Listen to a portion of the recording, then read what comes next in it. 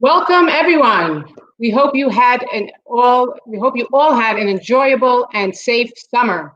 This is our first virtual event before Rosh Hashanah, and what better way than to start with a cooking demonstration in preparation for the new year. We are excited to partner with Migdal Or, one of the charities of choice of Hampstead Garden Suburb Synagogue. Every 2 years, the shul chooses a UK-based charity as well as an Israel-based charity. And this year we are partnering with Jewish Child's Day in the UK and Migdal Or in Israel. Migdal Or is Israel's leading nationwide nonprofit educational network that has been providing an enlightening framework and life-changing essential programs and services to nearly 12,000 disadvantaged and orphaned Jewish children across Israel since 1972. Tonight, we have with us Amit Fraser, the Executive Director, who will tell us a little bit about the project that we're working on during these difficult times. Over to you, Amit. Thank you very much, Rabbanit Batia, and I'm so excited to be with you all. Thank you so much for coming tonight, and I really hope that you're going to enjoy the cooking demo we organized for you for tonight. So just a little bit about the Chag Sameach campaign. As you can see, the Chag Sameach for Children campaign is basically an annual campaign that Migdal Or runs every year for the children and for families in Israel, families in need. This year, more than ever, we need your help. We're going to feed over 40,000 families in need in Israel, and we would be really grateful if you could help us. And thank you very much. And now over to Rabbanit Gutentag. Thank you. Thank you, Amit. Thank you. So we're very excited this evening to have with us here, cooking for us and demoing Emma Spitzer. She's going to be our chef this evening. Emma was born and raised in Brighton. She's enjoyed cooking from a very young age, and she was the Master Chef runner-up in 2015.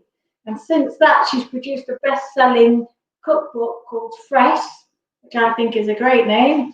And we're very, very excited that she is here with us tonight making some Rosh Hashanah delicacies. So over to you, Emma. Thank you. Hi, everybody. I'm really excited to have been asked to do this event tonight. Believe it or not, although I've had cameras in my face for MasterChef, it's actually my first live cook-along. So I have 4 kids and 3 pets, so bear with me if there's a little bit of chaos in the kitchen. But what I'm going to show for you tonight, and I'd love it if you cook along with me, we're going to do a very simple but foolproof honey cake recipe.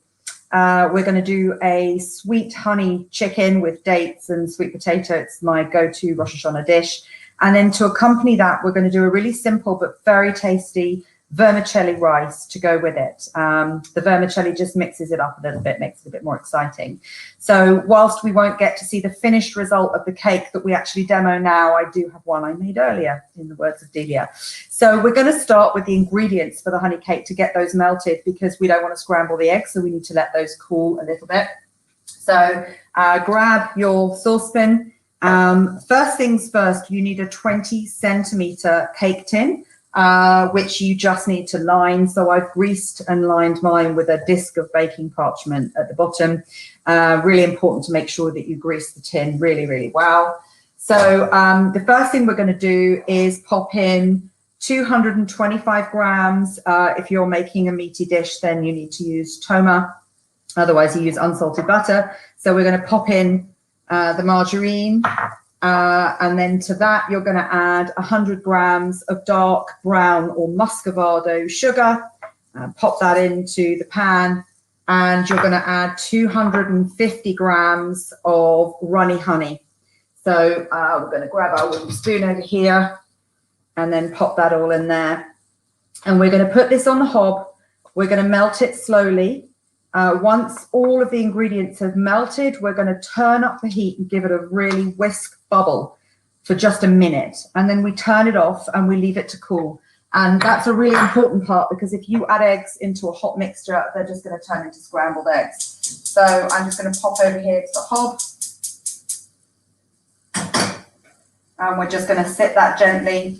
And every now and then I'll go back to the hob and I'll give that a little stir. So I'll leave that there. So in the meantime, we're going to start with the chicken. The brilliant thing about this dish is that you can make it ahead of time. The other really good thing about it is it's super, super easy. And not only that, but it's just some really simple ingredients. The wow factor is in the sauce. So we're going to get our baking tray. I've got my oven at the moment preheating at 180 degrees, and that's fan.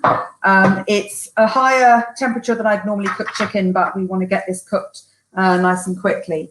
So take your chicken. You can use whole legs, or you can use the thigh and the drumstick. It's up to you, or just the thigh, whichever you prefer.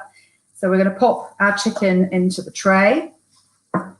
And if you've had these recipes in advance and you're cooking along with me, you may have already prepped your shallots and your sweet potato, as I've done. So one of these per person. I mean, let's face it, you know, we like to eat well, so you can always be a bit more generous, but this is a nice amount. I've got 8 legs here. So the other ingredients are going to be nice and snug. So that's going to sit in the tray. And then I've got some sea salt. So we want to generously sprinkle over some sea salt.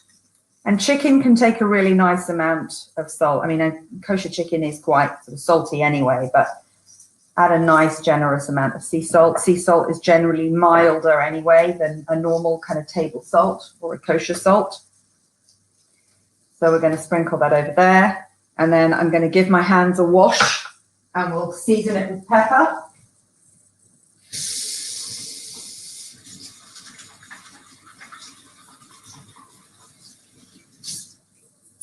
Okay.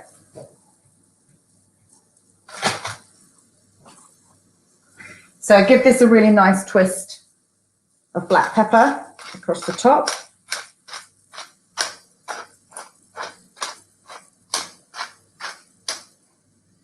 And then what I've got here on my chopping board is I've got my potato, which I've cut into wedges, my shallots, and I've got some garlic, which I've peeled and I will crush into the sauce. And I've got some ginger, and then we've got some other aromats. So just tuck your sweet potato wedges around the chicken. This is sort of 3 small to medium-sized sweet potatoes. And I'm just going to check if you've got your cake ingredients there. So this is nice and melted. It's just got a little bit more to go. Just give that a little stir. This is multitasking at its best. So we're just going to pop all our sweet potato in. And you can do this on 2 trays as well, if you like. We're going to leave the dates to the side for now. We're not going to put those on yet. We're going to put the ingredients that take longer to cook. So I've got my peeled small shallots. I've left these whole. So we're going to dot those around the chicken as well. And again, as many as you can fit round.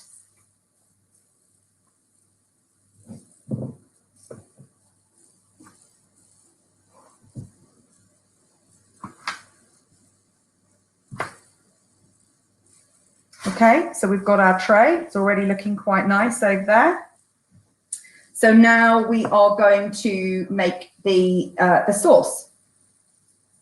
So this is really simple. I'm going to grab a dish.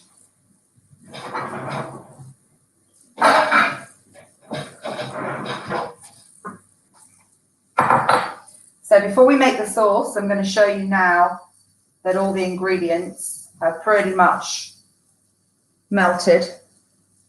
So if you can see in here, that's all melted. So I'm going to turn the heat up now, and I'm going to let it, it's going to bubble quite significantly. So turn the heat up to the very, very highest and let that come to a boil. And you're literally going to do that for 1 minute. And then we're going to switch it off and we're going to leave it to cool.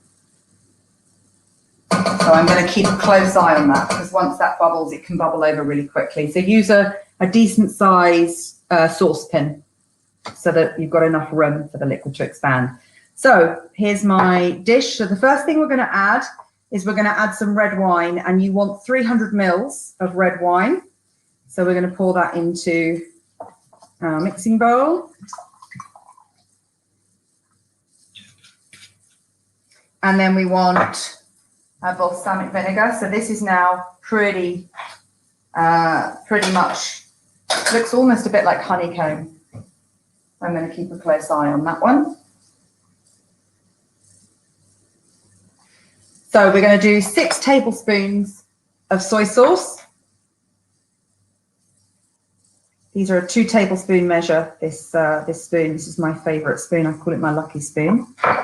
So I've done 2 and still keeping an eye on my pan. So this is 4.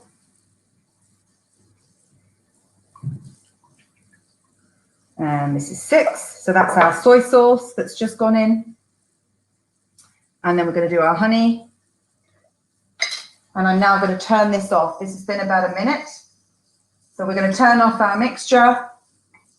Nice and bubbly. And I'm going to just literally put that to the side. And you want to leave that to cool until almost the end of this demo, because, as I said, I don't want my eggs to scramble. And you know what? We all learn from experience. So yes, I've been there and I've done it. So we're going to do 6 tablespoons of runny honey. Pop it in there.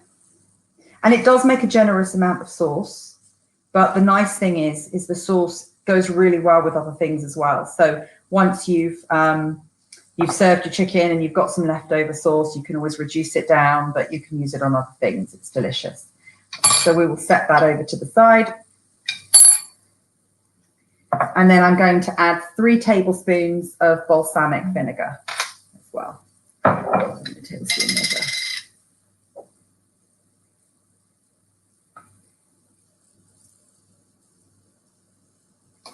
Okay. And then into that, I'm going to crush in my 3 quite fat, generous cloves of garlic.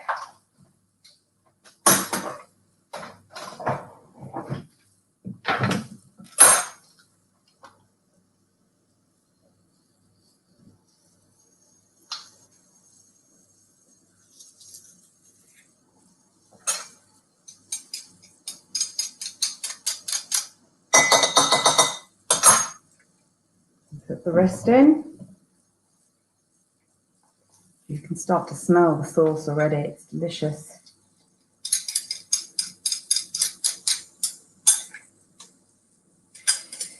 There we go. I hope I'm not going too fast. I do everything at sort of 3 times the speed of most other people. So hopefully you're keeping up. And then I've got some ginger. Now, just a little tip.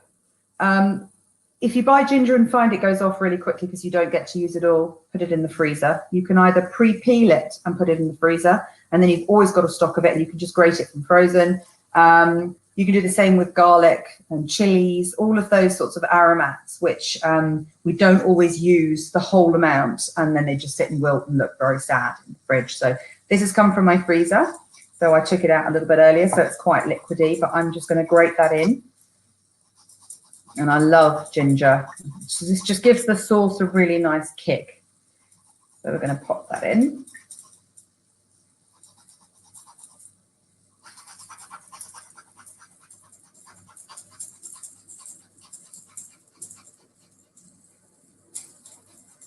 Okay, and that's all sitting on the underside, so we just give it a bash.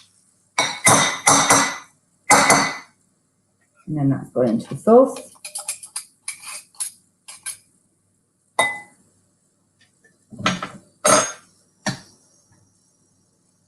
And then we're going to add in some ground coriander. I also do toast all of my spices in advance. So I toast them and then I grind them. If you've got a spice grinder, even a coffee grinder will work as well.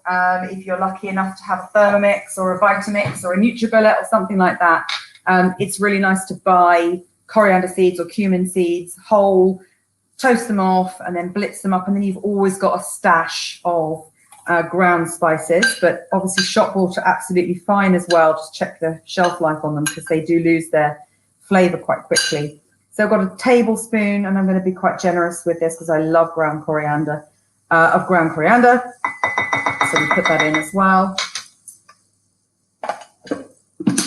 And then we're going to season up the sauce as well. So we've already seasoned the chicken, but I'm going to put a little bit more sea salt in there, and some more black pepper.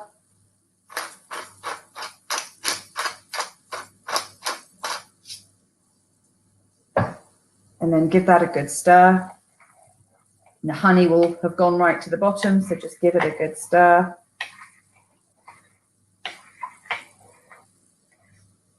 And then give it a sniff, because ultimately you need to smell your sauce. And already that's nice and gingery. You've got the ground coriander. It's delicious. And then finally, I've got a couple of whole cinnamon sticks. So we're going to break those to release some of the flavor and pop those in. And pop those in. And then we are going to pour that over the chicken. So I'm going to move my tray out of the way over here.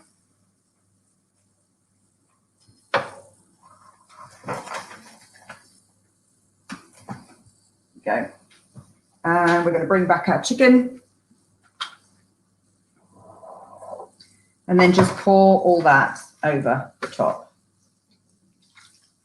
So even nicer if you marinate earlier, it doesn't make any difference, but it's just, again, it's that prep ahead. And let's face it, when we're entertaining, whether it's Friday night dinner, whether it's high holidays, entertaining friends, whatever it is, it's kind of just so nice to know that you've got the bulk of your work done. And all you have to do is just stick it in the oven at the end. So all of this tonight, including the rice, can be made ahead and then just reheated later. Okay, so we've poured the sauce now over the chicken. And then we're going to cover that with some foil. And so what we're doing is we're going to steam the chicken. We're going to braise it. It's going to steam nicely underneath the foil. And then at the end, we take off the foil and we let it crisp up, and the sauce will reduce down a little bit and go a little bit sticky. So grab some foil.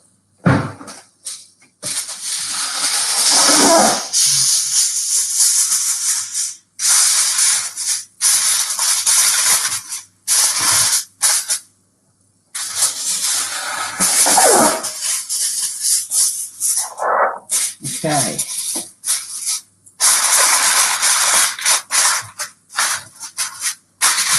So that's nicely gone to bed. So I'm going to pop that in the oven, which is hiding nicely behind this banner.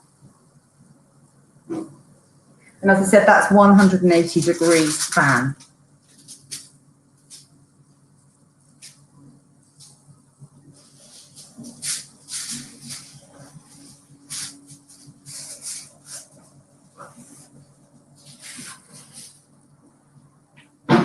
Okay. And that's our 30-minute timer. So I'm going to move all of that now. No, Alexa, I wasn't talking to you. But okay, Alexa will go off after 30 minutes. There we go. Right.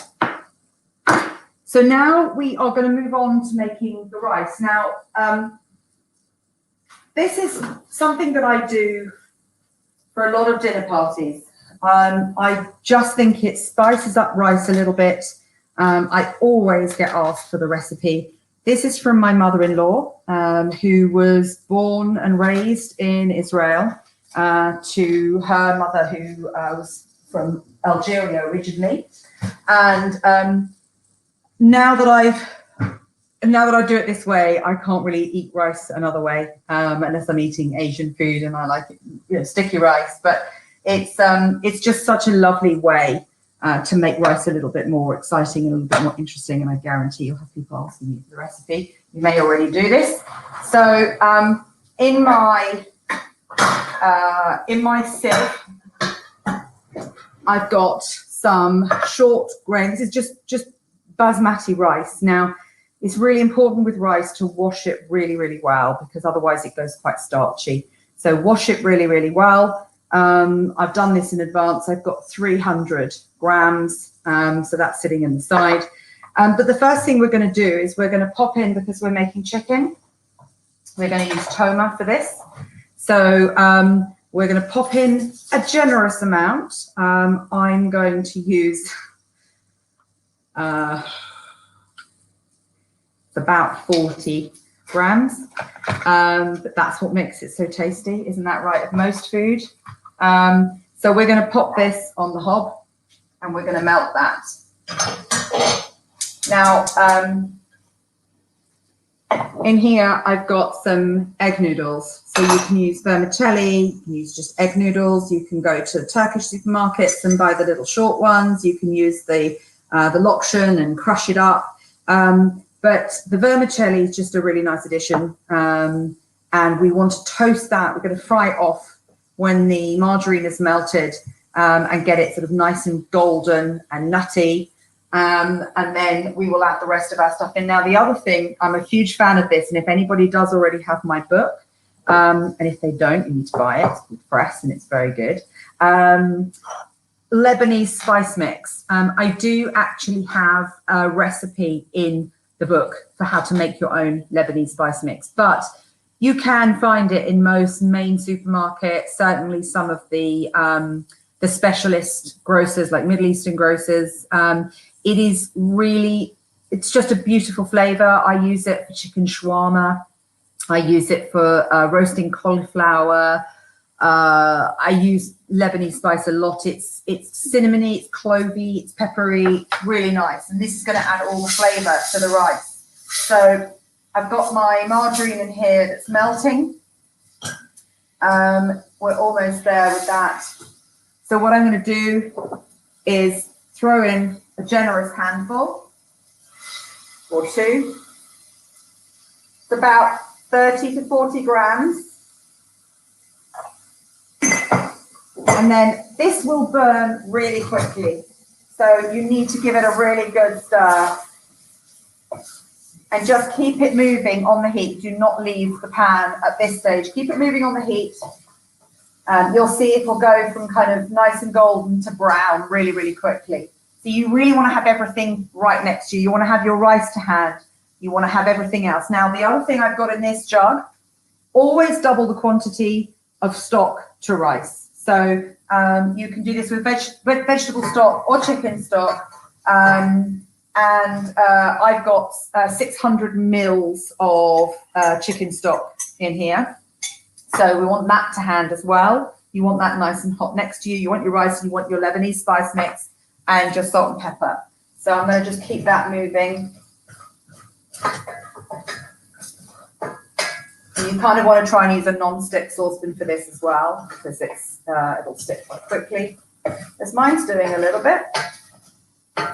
But just, yeah, keep it moving on the heat.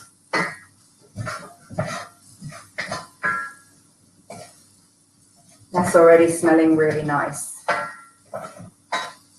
Now, this chicken dish can be served with this, or it can be served with couscous.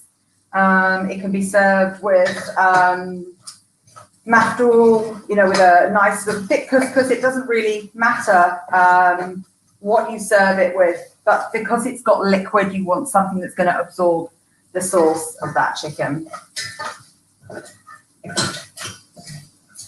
So in a second, I'll show you the sort of colour that we're looking to achieve. We're almost there. It's going to turn quickly. Turn that down a little bit. And it's also important to mention you obviously want a tight-fitting lid on the saucepan as well. So we're all there. So even though if I take it off the hook, so you'll see here that it's got a nice sort of toasty golden brown, and that's going to continue cooking. So don't let it get too dark before you take it off. So now we're ready. We're going to turn the heat down, right down to the lowest. We're going to throw in the rice and let the rice absorb all the margarine and the vermicelli. And again, you can see how nice that looks already.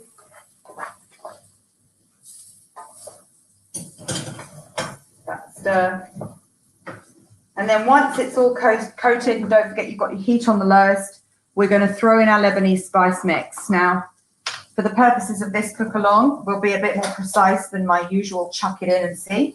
We're going to put a teaspoon in. We're going to put a teaspoon and a half in because I like this a lot. And then we're going to put another generous pinch of salt. Don't forget, if you're using a stock, it's going to have an element of salt in it anyway, so you can always add more at the end. I'm going to give a good generous twist of black pepper. And we're going to give that a nice stir and get all of those spices and seasoning coated into the rice and the vermicelli.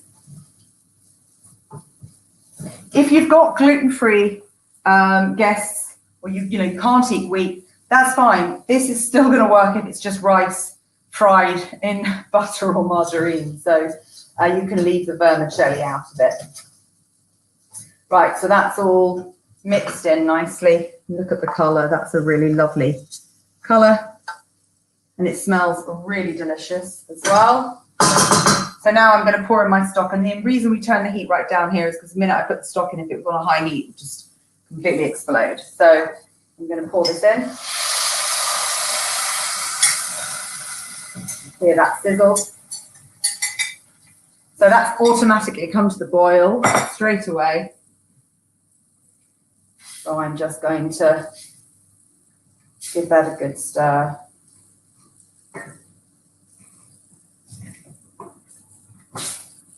And then we're going to put that on a low heat. We're going to cover it.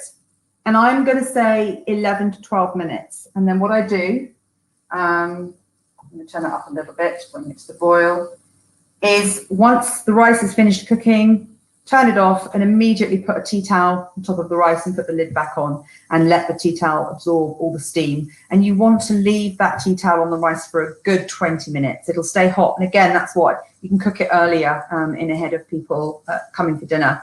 So it stays nice and warm. But I never miss out that tea towel part because it's just nice when the rice is more dry. So I'm just going to bring that back up to the boil.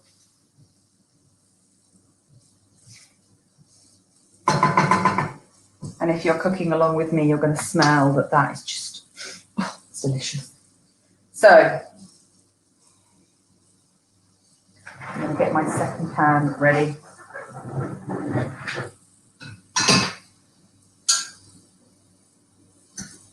Okay, so I'm going to move that on to the next hob. Pop the lid on.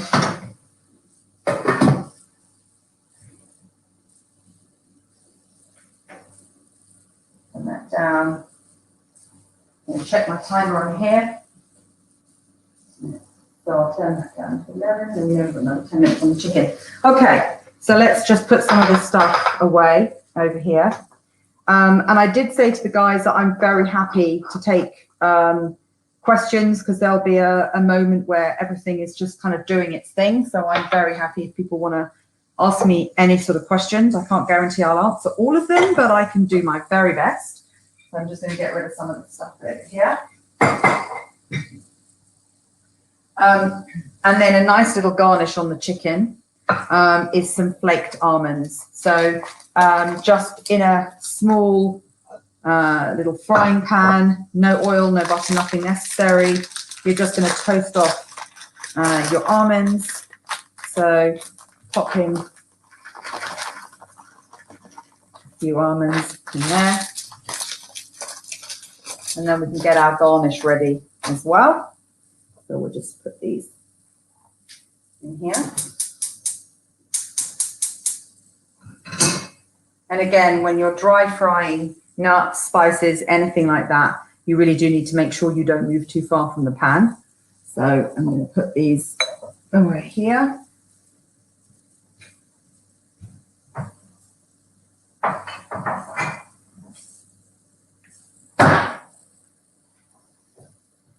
So in that space of time, we've got 2 dishes on the go. I've just realised in my speed that I have forgotten to put in my bay leaves into the chicken. And I've also forgotten to put in my fresh thyme. All these are from my garden. I am going to get the chicken back out and put them in because it's a really nice flavour, subtle flavour. You do want to use fresh thyme. So it was just glinting at me over there. So I'm going to take them back out.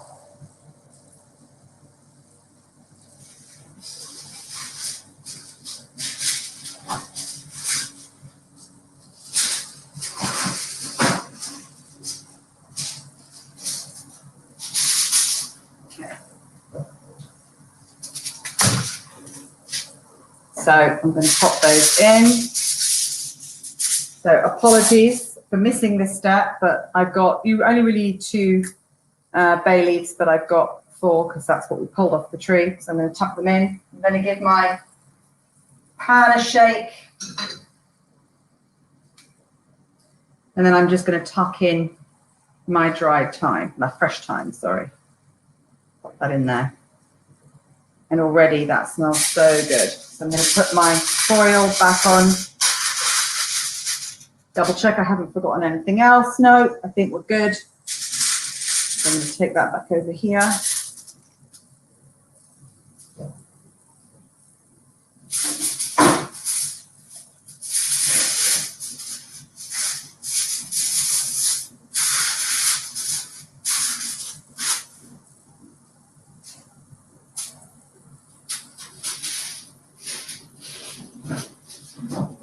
Okay.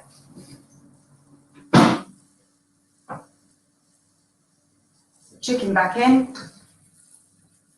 Check the nuts. They're all doing okay. We've got our cake mixture cooling, so we're going to come back to that in a minute. So I guess we've been going half an hour. We've got a whole tray of chicken in the oven. We've got our accompaniment on. We've got half a cake done. These are simple dishes, but with a lot of flavour. Obviously, this year for Rosh Hashanah is going to be slightly different. We're not going to have a big old table that we would do every year, which I find really sad. And I'm sure there's many families that will find it sad that they can't all be together and enjoy, what is one of the most celebratory Jewish holidays of the year. So I do find that rather sad. I'm sure you guys do too. But we can just do it over Zoom instead. So we're getting quite used to that now. But I don't know if anybody has any questions that they want to put up for me. I'll be able to see them along the screen, so I can try and answer away. Or I can just waffle on and, fill in gaps of talking about completely nonsensical stuff. But yeah, so do ask away. I'm very happy to answer any questions. In terms of, I'm just trying to think of any of my great disasters in the kitchen other than scrambling eggs in cakes, burning almonds, that sort of thing, which obviously we've all done. I've certainly done many times. We're almost there. So you see, they're kind of going nice and nutty and golden. And again, do these ahead of time. So it's kind of like the mise en place in a restaurant where everything is done, everything's in little bowls, everything's prepared. It just makes your life a little bit easier, especially if you've got young kids running around the house under your feet, which is me. So I'm just going to get a little bowl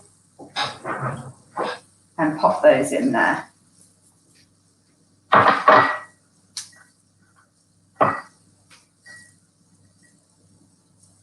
Spoon.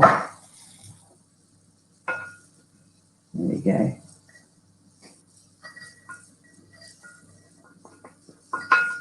Brilliant.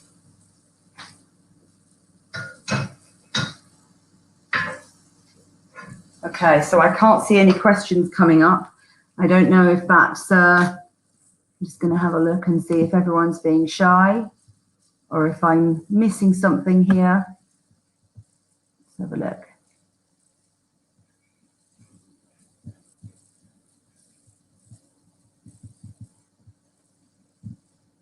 Okay, so there's a few things. Let's have a look.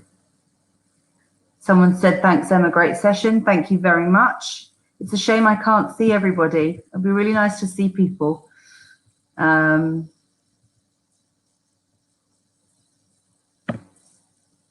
Okay, Tony, you should have, I think Amit was going to distribute the recipes. I think she's created some sort of PDF.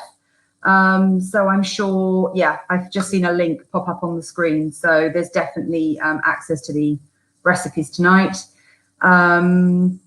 So yeah, so I've got everything. I mean, you know, with my measurements, I think you've probably seen tonight, a lot of it, I think a lot of the time as cooks, unless it's baking, you know, we can do things as we like, salt and pepper, you know, take with a pinch of salt, excuse the pun.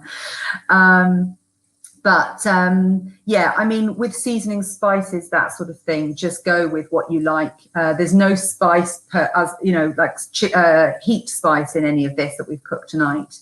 But this Lebanese spice mix is something that I'm always really keen to sort of tell people about, because it's the magic ingredient in a lot of things that I cook. I've just seen my sister pop up. Who's your favorite sister? The other one. Thank you, Tamara, for watching from Israel. That's great. HGC, okay, Tut wants to know more about my experience on MasterChef. For anyone that didn't watch the show, I was robbed. For anyone that did watch the show, they'll know that Simon, who won, was the deserving winner. I think what I'm proud of is being the first Jewish contestant on MasterChef to showcase some of the flavors of both the Ashkenazi and the Sephardi. The Eastern European with the kind of the North African and Middle Eastern cuisine, and I think that's what they found really exciting. So I was really proud to sort of go on there and champion that type of food. It was a great experience. Who was my favorite judge?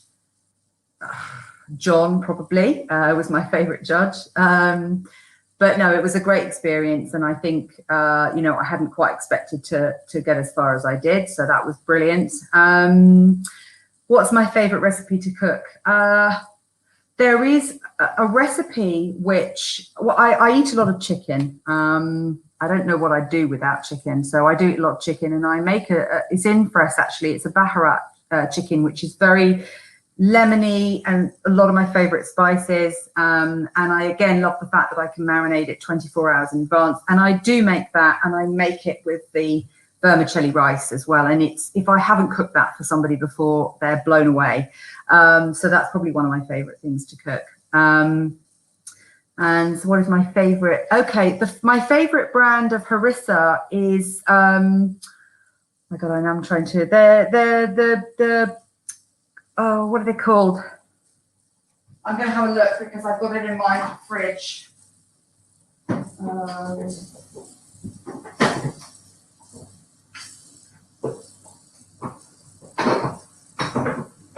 Oh.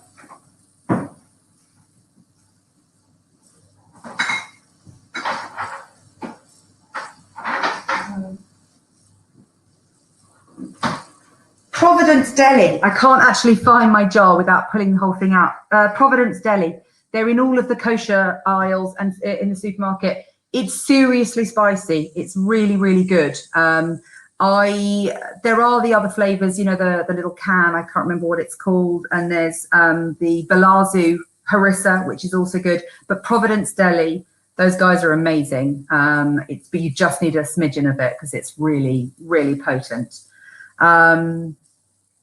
And what else do I need to tell you? I'm just having a look at the questions here. I should have put my glasses on really, but they would have steamed up by now.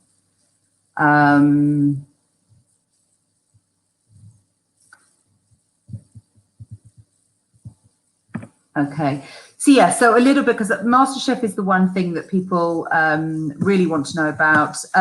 Yes, it's actually timed and the timings are real. Is the food cold?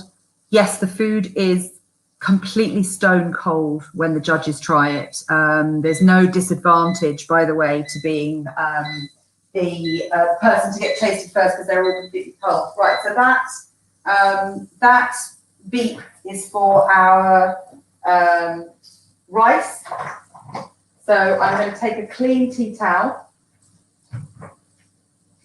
I'm going to turn off the rice.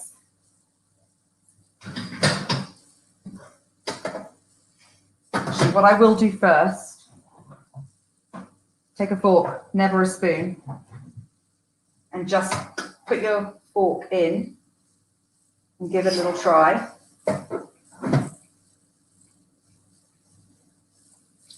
It needs a little bit of bite, not too much, just a little bit of bite, because it will carry on cooking. But I'm going to give that 1 more minute.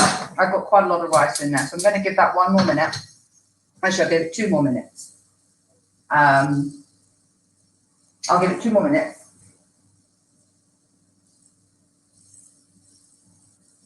Okay. Yeah, so make sure you do the steaming part with the rice, because there's nothing worse than liquidy rice. And as I said, when you want to reheat it, you can either reheat it in a microwave, or you can put a tiny bit more water. If you're doing it really far in advance, put a tiny bit more water. So get a kind of the end of a wooden spoon and make a few little dents in the rice, add a tiny little bit of water, and then put it back on the hob on a very, very gentle heat. And that's all you need to do to reheat it. Or as I said, pop it in the microwave. But this works just as well if it's been cooked, you know, hours before. So that's nice and easy. So I'm just going to give that a couple more minutes. We're going to check our mixture. Our mixture still is quite hot. This is the spoon for the honey cake mixture, which has been sitting on the side cooling.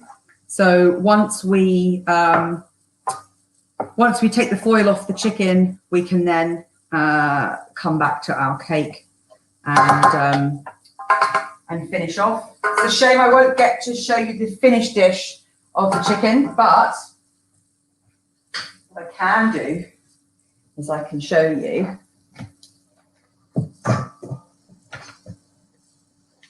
the picture in the book.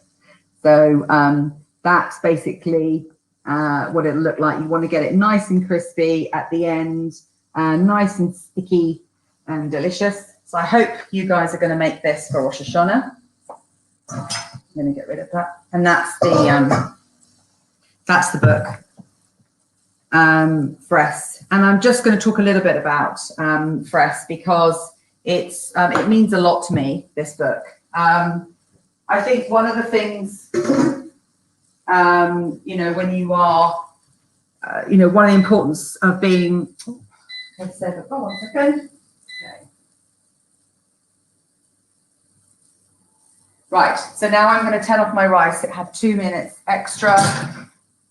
So we're just going to take that off, take the lid off, pop the cloth over the top, stick the lid back on. I'm just going to leave that 20 minutes or so.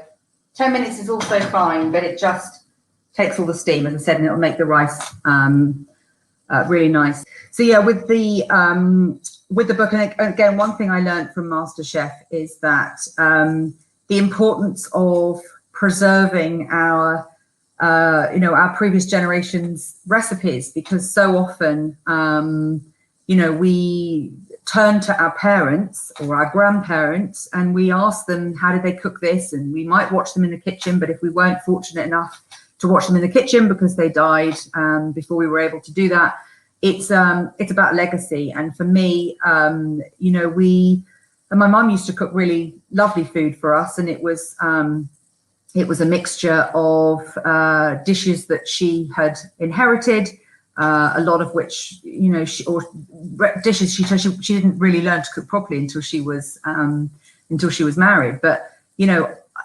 food evokes a lot of nostalgia for many people. It's what when we think of our childhood, and particularly in Jewish households, it's usually, you know, stories from around the tables, either on the high holidays or Friday night dinners. And so for me, the most important thing was a way of preserving and keeping the recipes, certainly the ones I created for MasterChef, which were amalgamations of dishes that my mum had cooked or influences from my mother-in-law. And I have 4 daughters. So for me, the book was as much about a legacy for them as it was, you know, a means to showcase, you know, showcase my recipes. So it was a real labor of love, and it really is designed for the home cook. It's designed for the cook who maybe isn't so confident in the kitchen, or maybe is confident in the kitchen, but you know, I'm not a trained chef. Food, this side of my life is very much come from MasterChef, the platform that MasterChef gave me. I'm a home cook who's very enthusiastic about cooking, less so after lockdown. Yeah, so it's all simple food with a lot of flavour, and Ottolenghi has been a huge influence on me, as I'm sure he's been for many. You know, the Evelyn Rose. I mean, you know, there's a lot of nostalgia in my food. I've got Polish ancestry, and so I wanted to put some real kind of Polish flavors in there, and the influences from my mother-in-law, who, as I said, is Israeli, and had a big influence on my food as well. So yeah, I'm hugely proud of Fress, and there aren't enough, well, there are more and more now really good kind of young modern Jewish cooks. I put myself in the young category. I'm not sure if I should do that, but yeah, I think it's exciting that Jewish food, certainly in the last sort of 5 years, has had a moment. And again, you know, that's definitely thanks to Mr. Yotam Ottolenghi. But yeah, so that's kind of where I am. And so these dishes are in my book. But what I'm going to do, the chicken is almost done, and I'm waffling on now a little bit. So I'm going to bring back the honey cake mixture. Now, what I'd say to you is, if you're not doing this, just keep it kind of cooling as long as you possibly can. Again, have your ingredients kind of ready to go. I've got 300 grams of self-raising flour in here. I haven't yet sifted it, so I'll sift it once I've added the eggs. And then I've got 3 room temperature eggs. With baking, it's always quite good to have your eggs room temperature as opposed to fridge cold. So do take them out. You might keep your eggs out already, but take your eggs out earlier. And then put your eggs into a bowl. We're using 3 large eggs. And I'm going to add them gradually. I'm going to whisk the eggs in. I'm going to grab my whisk over here. Now, I'm not going to do it tonight, but Nigella does a wonderful butterscotch sauce that she accompanies with her honey cake. And again, I guess the butterscotch sauce you would need to adapt with margarine if you're making a meaty dish, but honey cake and butterscotch sauce is just amazing. So I certainly advocate that. So I'm just going to whisk up the eggs. And we're going to work quite quickly, as I said, because there's still heat in that honey cake mixture. So we're going to work quite quickly here. So I'm going to pour that in and just whisk it in.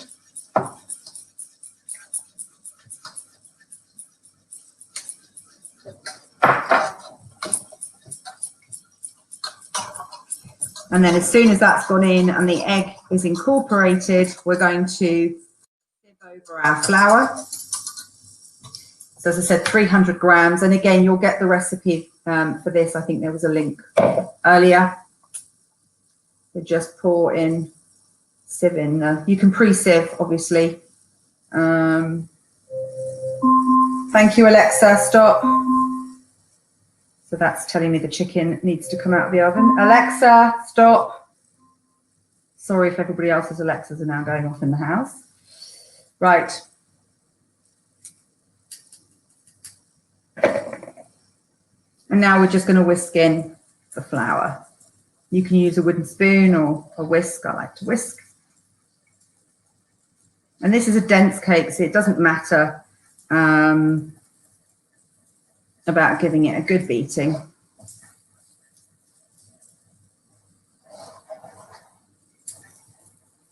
I just love the smell of that.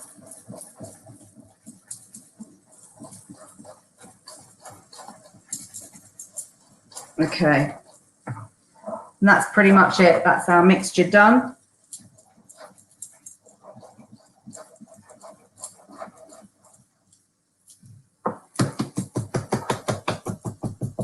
Just to say to those guys, I know there is a few watching from Israel.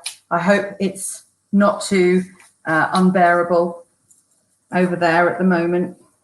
with the lockdown. So I've got another question. Would you do another veg side with the dishes? Yeah, definitely. Simmers are really nice if you're doing this for Rosh Hashanah.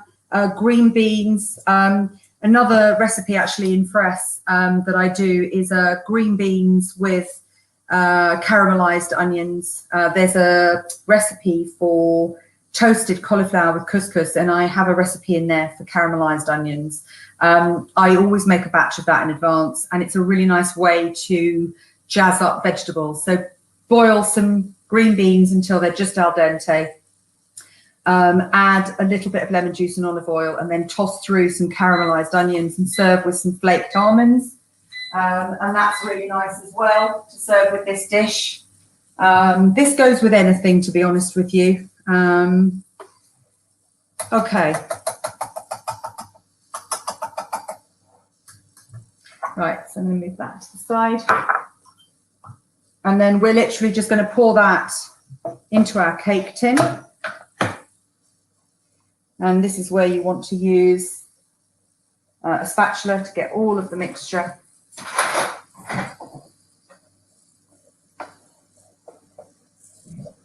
And I have to say, one of my favorite things about baking is the raw cake mixture, which I know some people might find terrible, but for me, that is the best part of any cake, is the batter before it's gone into the oven. I'll spare you my Nigella style licking the spoon. So, right, I'm going to move that away before I get tempted. So that will set aside. It needs a 140 fan oven, so lower than the chicken. So I'm basically just going to move that to the side for a minute. And then what we're going to do before we finish off is just take out the chicken, which is smelling amazing.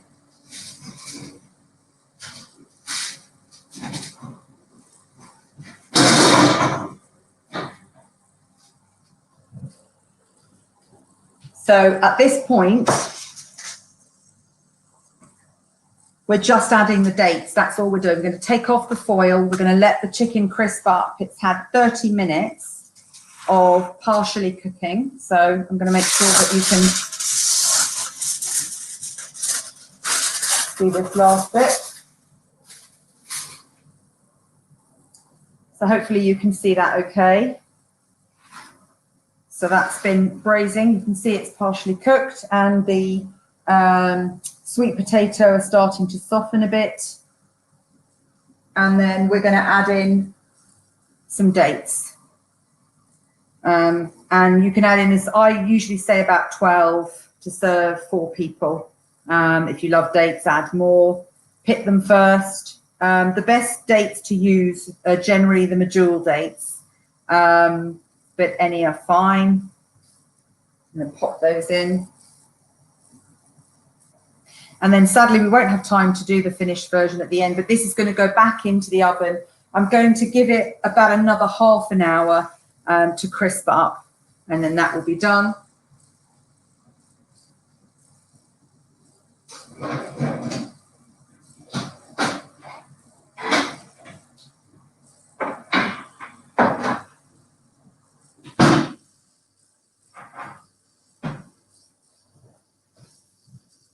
So just to finish off before I have to hand over to the other guys, here's one I made earlier.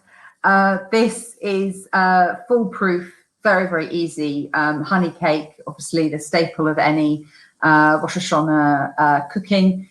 And I just want to say that I was, as I said, very privileged to be asked to do this and to get involved. And this is going to be a different year for many people, and I hope that people stay safe and stay healthy and socially distanced. And yeah, Shana Tova to everybody. I guess if there's any questions that you want to ask, these can be forwarded from Amit. But I want to say thank you very, very much for tuning in and watching me, and I really hope you enjoy the recipes. And yeah, Shana Tova. Thank you, Emma. Always lovely to have some new ideas and some delicious looking ideas for Rosh Hashanah. And we have got tonight two very special guests. You might remember Yaeli and Mindy as little toddlers on the beamer, and now they're grown-up mothers with their own children making their own yontif. So we wanted to share with you about Rosh Hashanah and the preparation and the cooking and baking for the girls, meant to them, and how it impacts you as mothers today. So as you can see, the custom for Rosh Hashanah is to have round chalot to symbolize the circle of life and the circle of the year. And so I've always done my chalot like this, not plaited. But it's a shame you can't smell what it smells like in this room at the moment. Yes. But yeah, Ellie's done a one-up. Well, I thought I would take it up a notch, because what's the point in tradition if we can't add to it? And so as the next generation, I thought, what can I do to out-colour my mother? No, I'm joking. So last year, we decided to make a round challah with a circle in the middle so that we could put a ramekin of honey into it, and that helps with the spillages and the passing out. This year, I have taken it even further. So here, as you can see, is a little individual colour. You see the streusel topping on it. And to save everyone the hassle of when Dad has to dollop honey on it and everyone's fingers get messy, each person is going to have, I think this is genius, I have to share it, their own little pipette of honey which gets inserted there, and everyone gets to do it by themselves. Nothing is a better feeling than your child outdoing yourself, myself. Well done. Well, it makes me excited to see how enthusiastic they are and how they feel about it and how they're excited to put the effort into yontif and to making it really special. I mean, what are your memories of yontif? What do you remember about preparing for yontif and your childhood growing up? Well, it's quite unique to have had the pastoral role, is that the right word? And we grew up with our father, obviously, being the cousin, so everything around, especially the high holy days, the weren't high because of how organised they were, but they could have been high, so Mum had to be really organised, and she used to set the table sometimes even 3 or 4 days before Yom Tov. And Erev Yom Tov used to be the calmest day of the year in our house. It was the most relaxing day of the year, so much so that now, as a married woman, I call my mum on Erev Yom Tov all confused, like, why have I not sat down the whole day? How did you do it? And you had 5 of us and a busy house, and I've just got a small family and I can't manage. So really well done, Mum, because now I know what it's like. Yeah, that's lovely to hear. But we have very happy memories.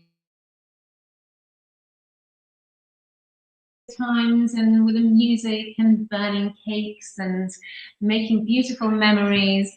And we used to come home from school. Sorry to interrupt. We used to come home from school, and there used to be the smell of Rosh Hashanah when it was Rosh Hashanah, because we could smell Mum's fig chicken, we could smell the pomegranate brisket in the oven, and we used to come running all the different soups, and we could never open the pressure cooker to see what was inside without Mum catching us. And we used to be in the kitchen cooking together with the music playing till 2 in the morning sometimes. And one year you actually did a request box where we all could put in what our favourite dish for Yom Tov was that Mum could cook. The requests are always open, and as long as you come back home, it makes us so happy. But we know and the customs are so important and imbue in us so many memories. But really, what is our message for Rosh Hashanah? Rosh Hashanah isn't really only about the apple and honey and all the strudels and the pomegranates. Sorry, darling, it's not. There's so much more about Rosh Hashanah, and really the significance of Rosh Hashanah is far deeper than the foods that we eat. Mindy, would you like to tell us a little bit about the significance of Rosh Hashanah? So Rosh Hashanah, it marks the So it really can be used as an opportunity to reflect on what's happened to you the past year, and also maybe how you've acted towards others of the past year, and use it as a time to reflect on the past year in order to make the next year even better. So especially with all that's gone on this year, it's a very easy year to reflect on, and we all know what we're asking for this year, to all be together singing with Dad. Definitely. And we might think that the most important part is the food part, but actually the mitzvah of the day is The shofar. yes. Yes, hearing the shofar is the mitzvah of the day.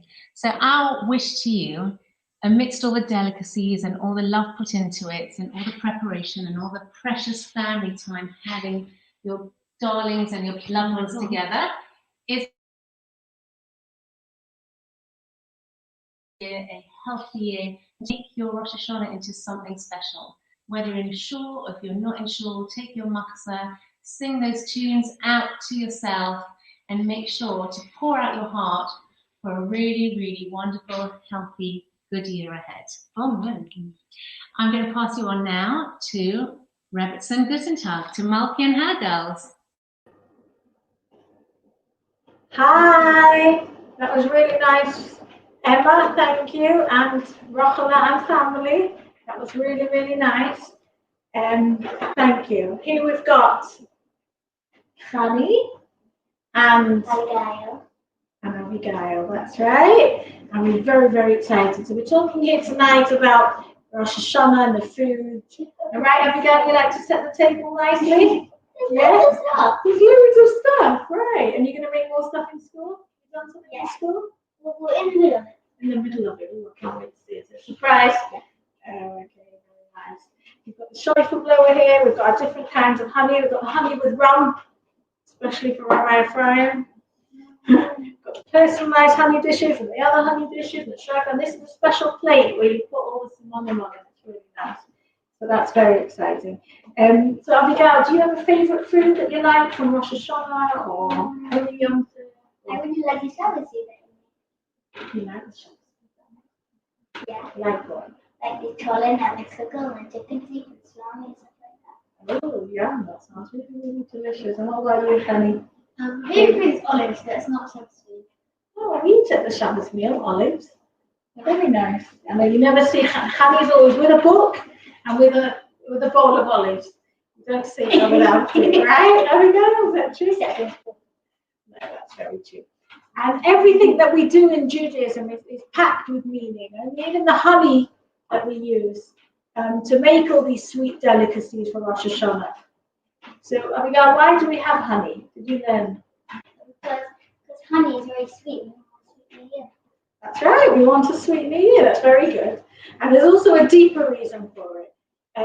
The honey, what do you know what the Hebrew word is for honey? Davash, very good. The Hebrew word is davash, and if we take the numerical value, I won't ask my girls now how to work that out because it's late at night. We won't ask them for maths questions. Is 306. Well done. Chloe's just worked that out. I promise I didn't tell her this in advance. 306. Very, very good.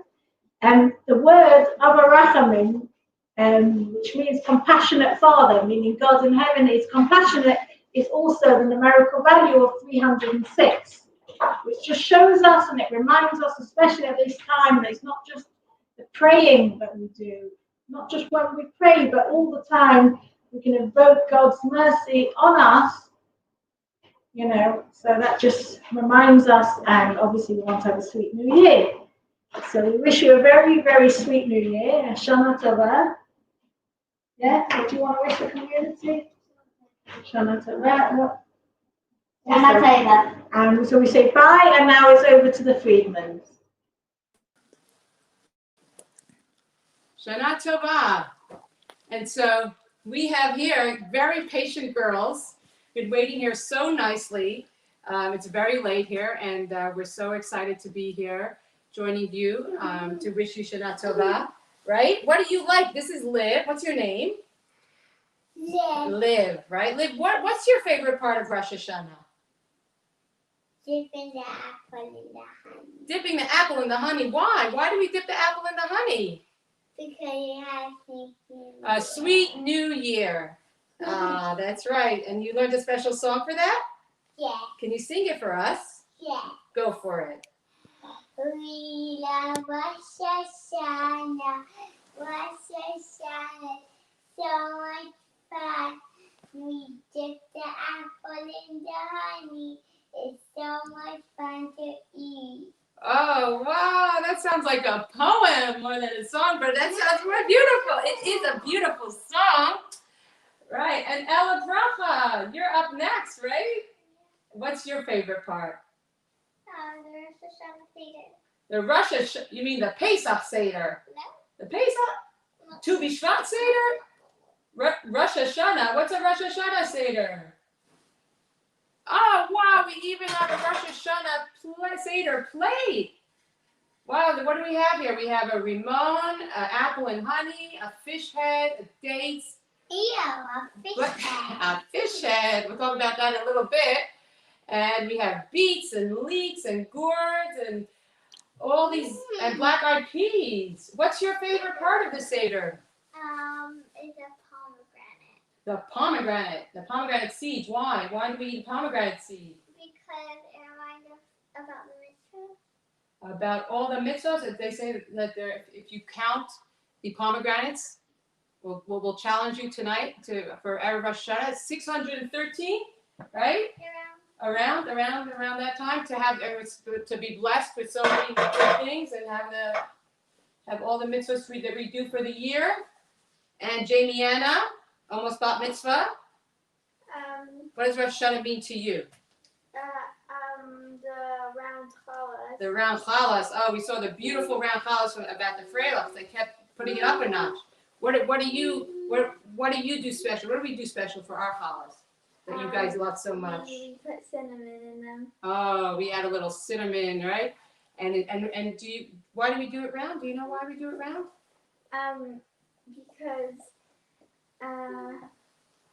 Because it represents Hashem's crown. Ah, that's right. He's the king of And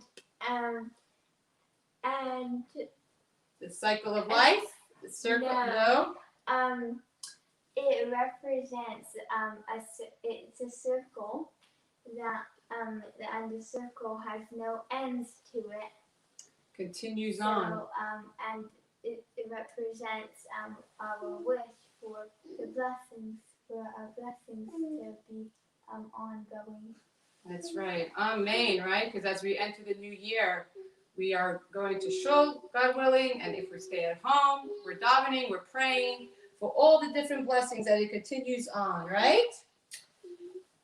And Joey, what do you like about Rosh Hashanah? That we use a lamb's head. A lamb's head. We didn't have a lamb's head here. It had a fish head.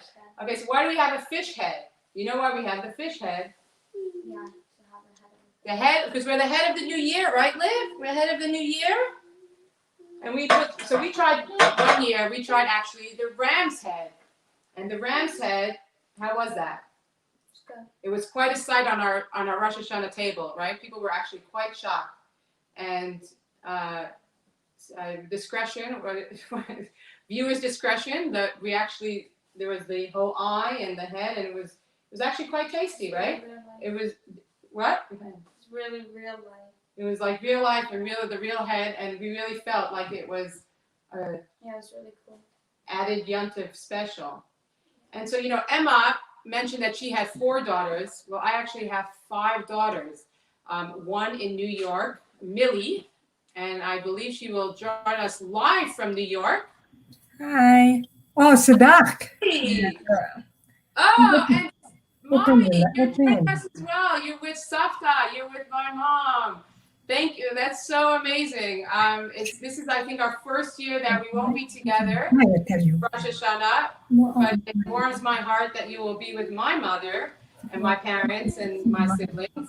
So, Millie, what's your favorite part? We were just discussing the different parts of Rosh Hashanah. What is your memory? What's your, something special for Rosh Hashanah that you feel? I love going to shul and having everybody singing together, all the tefillos. Wow. Well, that's, that's, are they opening up the shuls in New York? The shuls are open in New York? Well, there is, my uncle, Yochanan, has the shul in Staten Island. It's a smaller shul and everybody wears the masks, but I think here they actually allow singing. So I think we'll be able to have all the singing going on. Oh, that's amazing. That's very special. And we hopefully will be in shul as well, with some singing in the outdoors, and hopefully we'll be indoors as well. And we look forward to it. It's really. Do you have a favorite? Do you have a favorite too? Do you have a favorite davening? Which prayer is that you feel very connected to over Rosh Hashanah? It's nothing in particular, just more the atmosphere of everybody singing all together and there being all those people, everybody in shul just together singing. Right. Wonderful. And mom is. Hi. Hi, mommy. Hi, Batya, Yocheved. How are you? Yeah, welcome to we had a cooking demo, and now we're talking about Rosh Hashanah. So, Mom, I know that you have a special tradition on Rosh Hashanah coming from the French Sephardi Algerian background. What's your favorite dish? Thank you for reminding me. I'm going to make a megena. La megena. The megena, the famous megena. So what is the megena? Huh? What is it? What is the megena? It's a meat and carrots. And we cook it with bay leaf and garlic and powder and beef stew. And then we put it with egg in the oven. It's like a cake. And it's delicious. A meat kugel. And you know what? It's your favorite son-in-law's favorite dish. And my only one, yes. You only have one son-in-law, that's right, my dear husband, and it's his favorite dish of the year. And every Yom Tov comes around, he's like, "Are you going to make the megena?" Okay. I am just reminded as well, and we have the sweet carrots as well to remind us of one of the simanim.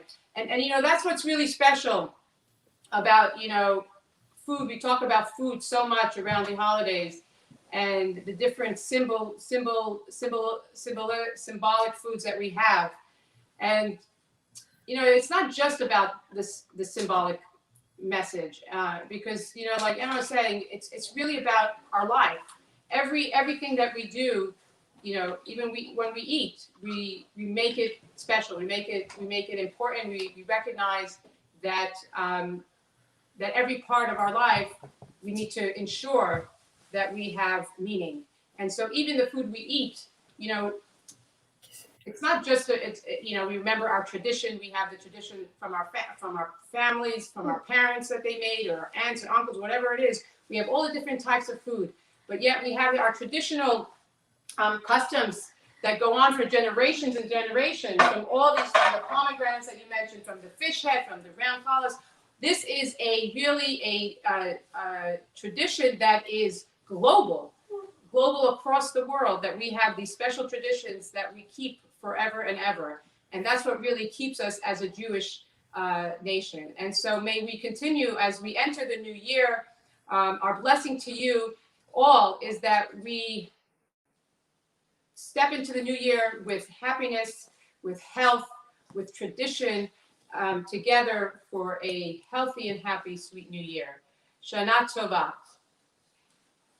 And now I would like to call everybody back on to screen to wish you all together a Shana Tova. Thank you very, very much for joining us, Emma and Amit. Hey, Shana Tova, Shana Tova to everybody in Israel and across the world who's watching us. Thank you so much for joining us tonight. Thank you. Thank you. Shana Tova. Shana Tova.